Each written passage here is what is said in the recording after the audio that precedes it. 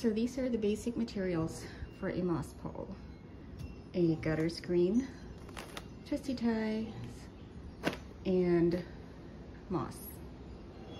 All right, so I have cut the gutter screen to the length I want, and I've also pre-cut some of the twisty ties and formed it into a J shape. The J shape just makes it easier to hook through the screen when it's time. So next you try to roll it into a tube as evenly as you can. And when you have it the way you'd like it, you can use the twisty ties to close up the tube.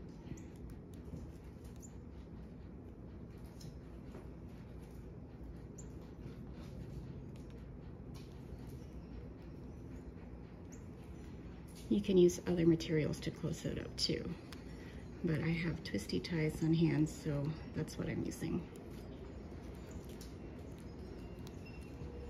All right, so I have closed the edges together with twisty ties all down the length of the screen, and I will either clip these or just stick these through the holes so the twisty ties are not sticking out.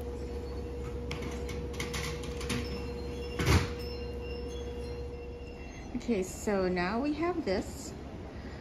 The next step is you can use a skinny bamboo stick. I actually prefer something a little skinnier than this, but this is just as an example. Cut it to length, making sure that you have some of the stick sticking out on the bottom, and that is what you will stick into the pot, into the soil in the pot, and then stuffing this with moss.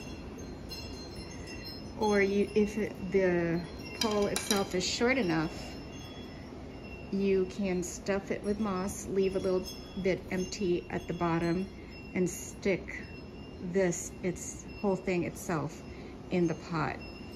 And if it is short enough, it should be stable enough to stay in the pot upright without a stick.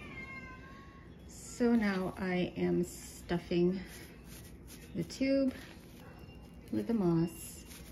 This would actually be a bit less messy if the moss were damp before you stuff it in. This is dry, so there's a lot of little pieces coming off.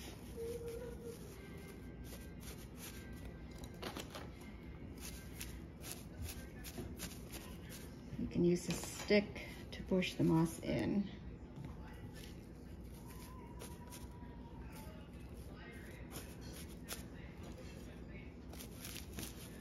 There you go. This is short enough that I've decided not to use a stick inside the pole, the moss pole. Also, so if you were going to use this pole in an existing pot without repotting that plant yet, just set this on top of the pot or on top of the soil. Use a skewer to push through the pole and into the soil. Clip the skewer close to the pole so it's not sticking out. If you use at least 3 around the moss pole, it will keep that pole stable. As an alternative, you can use a skewer to push through the pole itself in the middle and into the soil. All right, so I have this plant on a pole, and I have this plastic covered wire that I cut into short pieces and shape into a U. And I use this to clip the plant to the pole. Please ignore my silly child in the background. He's trying to distract me. I have a stick. Yes, you have a stick. Just one drum. Like so. There you go. So the gutter screen is really only good for shorter or skinnier moss poles. If you're looking to make something on a larger scale, you will want to look for something like this chicken fencing that you can buy off Amazon, and I'm sure there's something at a Lowe's or Home Depot. Those will be better for the bigger moss poles.